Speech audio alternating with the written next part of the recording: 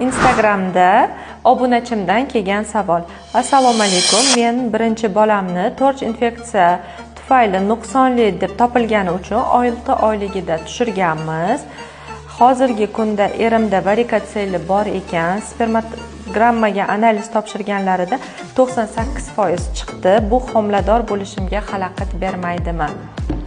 Hozirgi kunda bizada spermogramma tahlili topshirganda faqat aktivligiga qaralyapti. Ya'ni bular aytganlaridek 98% desa, demak bu yaxshi degan noto'g'ri tushuncha mavjud.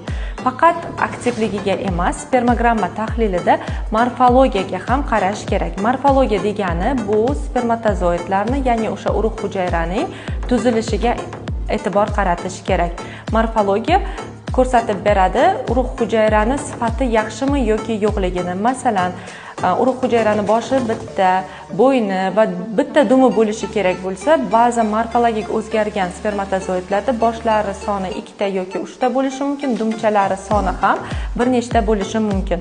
Va tabiiyki, bunaqa morfologik o'zgargan spermatozoid, ya'ni urug' hujayra agar tuxum hujayrani urug'lantirsa, sifatsiz embrion paydo bo'ladi, ya'ni bu bola nuqsonli yoki homila yuzaga keladi yoki bu erta muddatlarda homilani tushishiga sabab bo'ladi.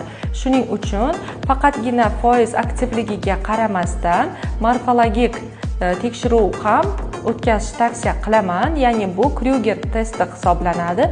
Undan tashqari varikatsiyasi bor erkaklarning ko'pchiligida morfologiyasida ham o'zgarishlar yuzaga kelishi mumkin.